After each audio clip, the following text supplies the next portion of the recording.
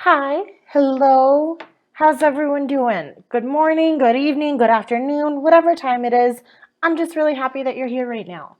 This is Anamai from Tessa's Youth and Children's Department, and I'm here today to share with you all one of my absolute favorite presentations. This is on bullies, bystanders, and upstanders. So, throughout our conversation today, we're going to talk about what bullying is, what it looks like, what some of the consequences of bullying are, and then we're really going to talk about the difference between being a bystander and being an upstander, define those terms, and then give you concrete steps you can take to make your community a little bit safer for everyone.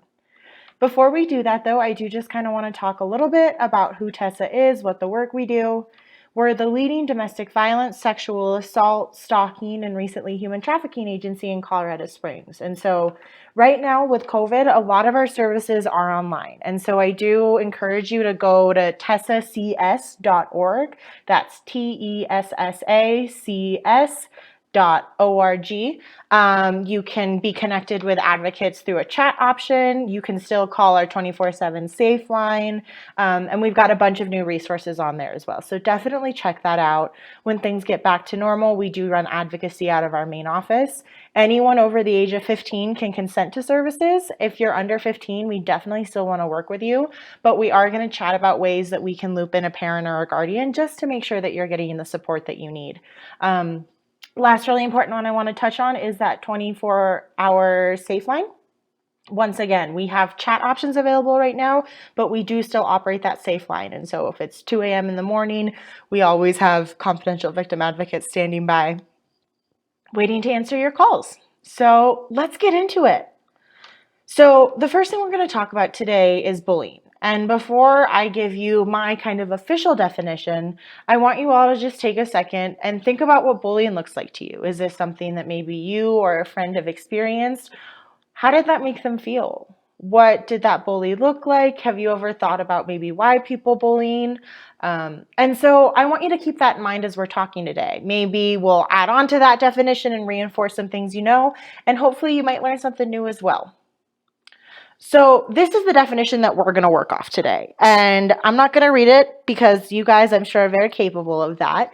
But there's some key parts of this definition that I want you all to be aware of.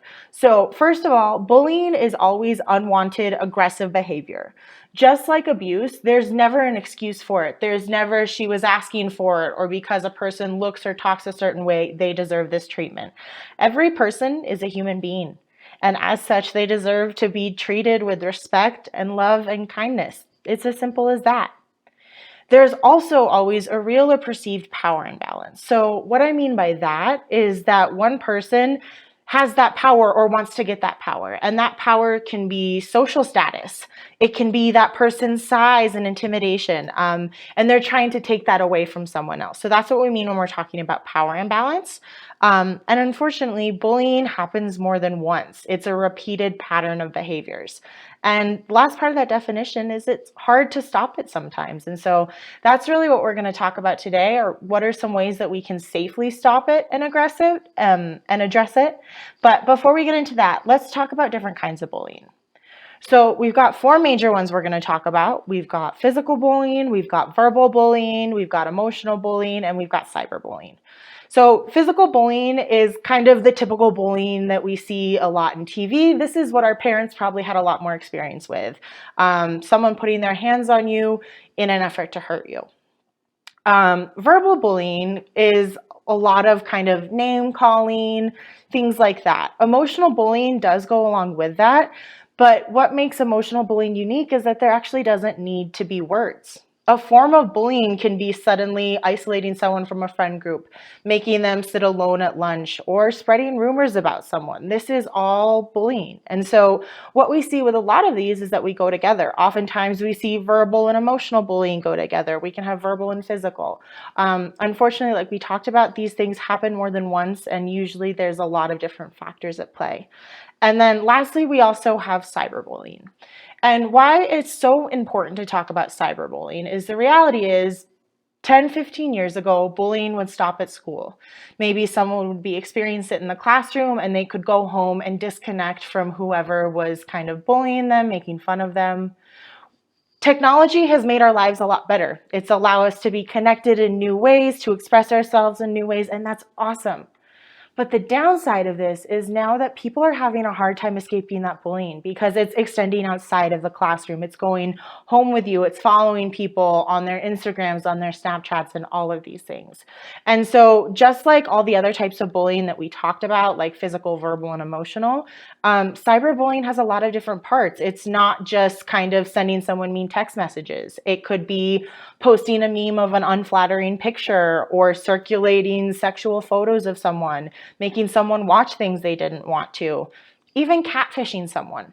So all of these are new ways that people are being bullied. And that's why it's so, so important that we're talking about this, because the first step to kind of fixing a problem is realizing that there's a problem at all. And maybe some of the ways that we normalize communication via technology may not be the healthiest and safest way for everyone. And so that's why it's really important that we're talking about cyberbullying, and also that you guys recognize that this isn't happening just in schools anymore. This has kind of spread outside of the classroom. So let's talk about who gets bullied. When I go into schools, we usually talk about bullying a lot in my other presentations. And what I hear is that everyone has some experience with bullying, whether it's them directly or it's someone that they know. Bullying is too common a problem. And so we often think of maybe sometimes people get bullied because they're weak. And that's not the reality. The reality is people have no control if they're getting bullied. And it doesn't matter, like we said before, no one's ever asking for it. No one ever deserves to be bullied, because the reality is anyone can be a victim. It's about someone's behavior towards another person. It's not because someone did something. Girls bully, boys bully, little kids bully, high school bullies. There's not just one kind of person. And so it's really important to recognize that anyone can be a victim, and that's why it's so important that we learn ways to step in and support our entire community, because if everyone's feeling safe and feeling connected, hopefully we'll have less bullying in the future. Because like this graphic says, everyone has a right to be safe. You guys go to school to learn and improve yourselves, and that's really hard to do if there are people there that are making you feel unsafe. So I want to share some statistics with you guys. And once again, these are just from the National Center for Educational Statistics. I'm sure that your personal experiences may mirror a lot of these, or it could be a little bit different. But more than 1 out of every 5 students reports being bullied. That's a lot. 33% of students who made that report said that it happened at least once or twice. 43% of students experience cyberbullying, so think of that. That's almost 50%. And 64% of children who are bullied didn't report it. Why do you guys think that is? What are some reasons that people don't report when they're being bullied? I don't have an answer for this, but I think what I hear a lot when I'm in schools is that maybe they don't know who to report to, maybe they don't feel safe reporting, maybe they don't think it's going to do anything. And my answer to that is you never know until you try. And so I would really encourage you that if you are experiencing bullying or know someone that is being bullied, to reach out to a trusted adult. We're going to go over some resources at the end of this presentation where you guys can actually make these reports. And the reasons for being bullied reported most often by students were looks, body shape, and race. What do all 3 of these things have in common? I'll give you a second. We can't control any of them. All of these things are things that we're born with. And so this goes into the fact that no one asked to be bullied. We can't control what our bodies looks like, what our skin color is. And so it's not fair to use those things to alienate other people, to make them feel less than. And so I just want you guys to keep note of these and know that if this is something you're experiencing, you're really not alone. This is far too common of a problem. And the only way we can start to address it is realizing how widespread this problem actually is. So now let's talk a little bit about some of the effects and consequences of bullying, and not just for the person being bullied, but also for that bully. And so we've got this whole list, and I'm sure a lot of these kind of make sense. They'll have poor health, because working with victims of crime, working with people that have experienced trauma, In my experience, I've seen firsthand that when we're experiencing high level of stress, that affects our physical body. We're more tired. We don't want to do anything. It can even cause health problems. And so depression or decreased self-esteem go hand in hand with that. Fear, all of these things are contributed to by the fact that when you don't feel safe at school, a place where you're supposed to feel safe and focus on your personal growth, it's hard to manage the rest of your life. Absenteeism is a huge one. Why would you want to go to a place where you don't feel safe? And then, unfortunately, suicide attempts are a real consequence of bullying. We never want it to get to that point, and you all deserve better than that. And that's why I'm so happy that you're here talking and learning about this, because hopefully you'll get fired up to really make a difference in your community. And let's also talk about the bully, because here's the thing, guys, and I say this every single time I go into school because it's so important. Hurt people hurt people. So a lot of times that bully is probably being bullied in another part of their life that you can't see. And the way that they choose to cope with their anger and hurt is to take it out on other people. And I think if people have experienced bullying, they know that doesn't make it go away. That just kind of spreads that hurt and anger to more people. But so for that bully, they could have academic issues because maybe they're not paying attention in class because something's going on at home. Also, maybe they're just not going to class because they don't see a purpose.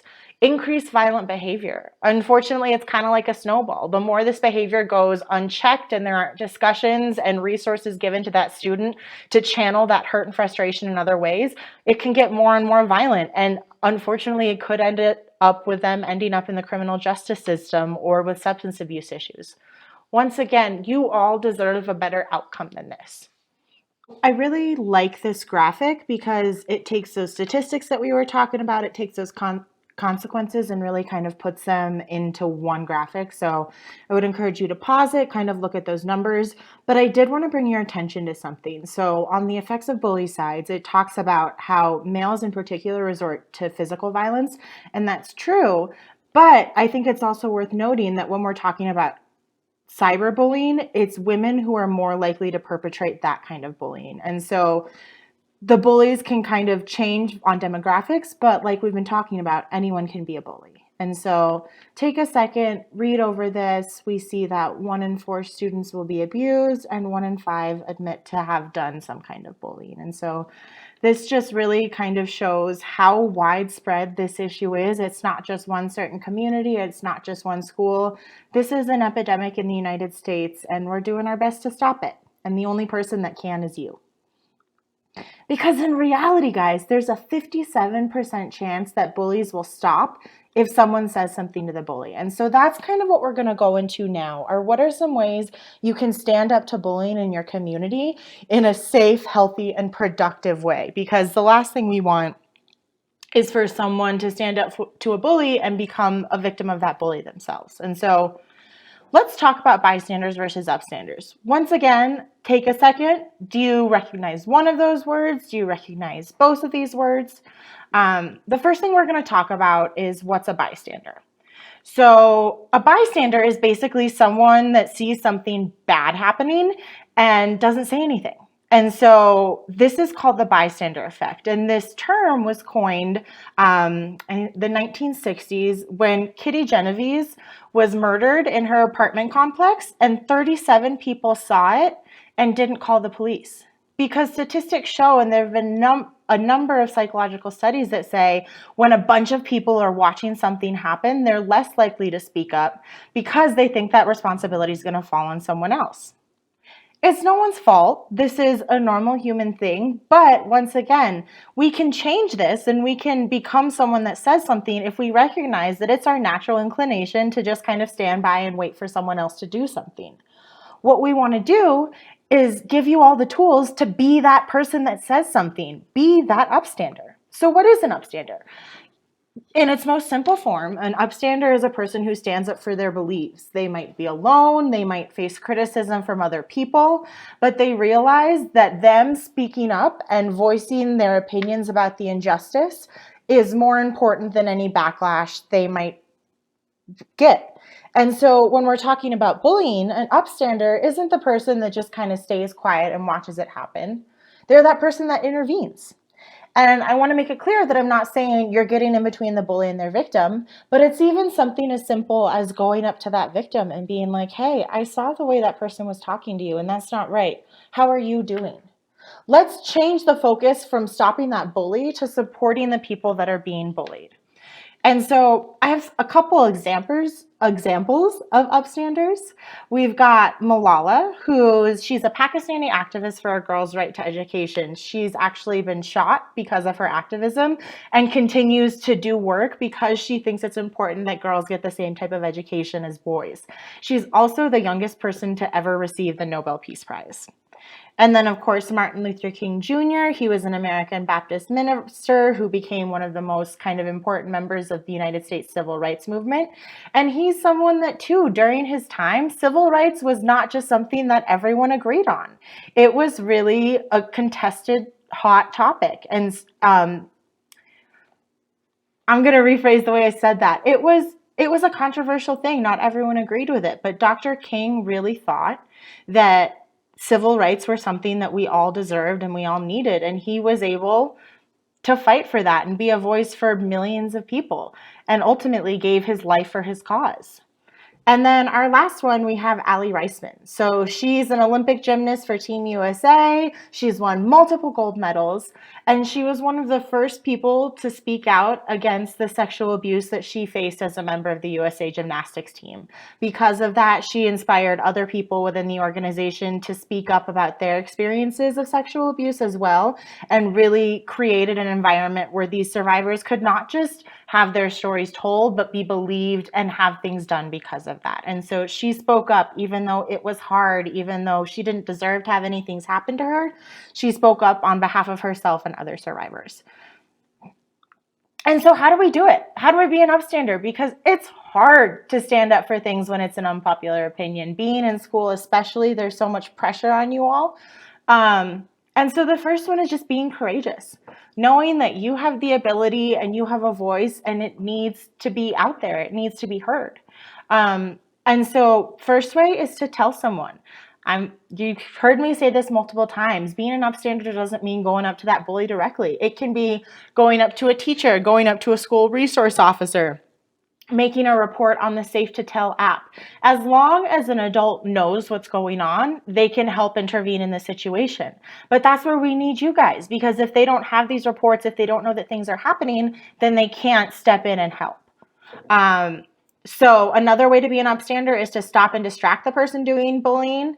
And once again, this is if you feel safe and comfortable doing that, if there's a good option. Enlisting friends is a good way to do this. Maybe you get a couple people to be like, hey, you know what? Let's just go start a kickball game. Whatever you need to do to distract, if you feel comfortable doing that. Number 4, I think, is the most important. The best way to combat bullying is to support those victims and let them know that they're not alone in what they're experiencing, and that they're okay and they've got people in the community that care for them. Another huge one is just refusing to laugh along or watch, because even just saying, nah, man, I don't want to be a part of this, can show people that that's not an okay way to treat someone. And without saying too much, you're showing people that you have a set of standards and values that you're not gonna change just because other people are going along with it. And so we've talked about a lot of these, so we're not going to go over this whole list, but key ones: stop untrue or harmful messages from spreading, stop that gossip if you hear it, getting friends involved, and just being a more open person in your community. Maybe invite new people to sit at lunch with you or switch your table every single day, because it's scary, especially if someone's new in your school. It can be really scary to make that first move and join into existing social circles. So I challenge you all that if there is a new kid in school or a kid that maybe you haven't taken the time to get to know, go up and make the first move. Just say hi. Compliment them on their cool shoes, or that their brows look amazing. Like whatever you have to say to just create that connection with a person. And I know it's hard, but it's really worth it. And it's all about creating a community where everyone feels safe and included. Refusing to be a bystander. So we're not just going to be people that stand around and watch people get bullied and don't say something. We're going to make a conscious effort to, if we see something, say something. And I think the biggest one on this page too is learning about what the bullying policies are at your school. And so that can be talking to a principal, that can be talking to a teacher. And if there isn't a bullying policy at your school, what can you do as a member of that community to work with your administration to make that happen? Change will only happen if we have the buy-in from students. And so it's really up to students to get their voices heard. And if there's not a bullying policy at your school, see who you can talk to change that. And so I love this little stand-up pledge because it's a really easy way to remember things, and it's standing up. That's what being an upstander is. So that pledge goes, I will always support those around me who are being bullied or victimized. Tell a friend, teacher, or parent when I see someone being bullied. Ask myself, how would I want to be treated? Note where and when the bullying occurs. This one is so important, guys. You guys are on the front lines. You see these things happening. As much as your school resource officers, teachers, counselors want to help, they don't have the firsthand information that you guys have. So it's really important to communicate with those trusted adults in your community and let them know, hey, you know what? That corner of the playground when we're out, like there's always trouble going on there. And they can make policies to address that. They just need to have the information. Do something when I see someone being bullied, be an upstander. And so we talked about that can be distracting the bully, but that can also be just checking in on the victim and letting them know that they're supported. I will also understand why bullies bully. Remember, guys, hurt people hurt people. And so don't just discount someone as a bad person if they're doing bullying. If it's your friend or someone you feel like you can talk to, maybe ask them why they choose to do that. Dig a little deeper, see if there's something else going on. We can't change anyone's behavior, but sometimes just showing concern and an interest to learn about someone and who they are as a person can do a lot to make people feel included and like they have a connection. And lastly, I'll practice being a good role model for my fellow students and share this pledge. So it's not going to be just one person that makes that change. It's really a group effort. So the last thing I kind of want to chat with y'all about is the difference between reporting and tattling, because a lot of what I hear when I'm in schools is that I don't want to be a snitch. Snitches get stitches. And so I really want to make clear to you guys that there is a difference in reporting something for safety and tattling. And at the end of the day, it's exactly that. It's safety. When we're reporting, people's physical, mental, and emotional safety is at risk. And so reporting is to keep someone safe. We need help from an adult, and it's important. This behavior is ongoing. We have that definition of bullying, that repeated behavior. Versus tattling, you're trying to get someone in trouble. This is something that maybe you guys could handle on your own. And it could also be an accident. And so it's really important to know that difference between reporting and tattling and know that you've got places to go when you do want to make those reports. And so I want to chat with you now about some resources. We've got the National Bullying Prevention Center, which has tons of really great information. If you guys just want to learn about what bullying is, some of the impacts, I would really recommend you going there. Love is Respect is a resource I use all the time. It talks about teen dating abuse, bullying, a lot of stuff that matters to you guys. And Safe to Tell, I think, is one of the most important things on this list. So you guys have probably seen these posters in your school. This is an anonymous reporting app that you can report fights, you can report bullying, all of this either on the website or on the app. And so that is available to you all, and I really encourage you to take advantage of it. And then, of course, our local resources, we've got Tessa, we've got The Place, which is Colorado Springs' only youth homeless shelter, and then Inside Out Youth Services, that is a nonprofit in town that deals with LGBTQ plus teens and youth. And then always you have your teachers and counselors, and they want to support you. They just need to know that these things are going on. And so please reach out to them if you're struggling with this. You can also have your counselors reach out to us if you don't feel comfortable reaching out directly. Just know, my friends, that there is an entire community that is looking out for you all and wants you to succeed. So that is all I have for you guys. This is my information. Please reach out if you want any more information on anything I talked about today. And just know how supported and cared for you all are. And you guys are going to be the ones that change the world. And we're so excited to see what you all can do. So have a good day. Take care of yourself and go enjoy this Colorado spring sunshine.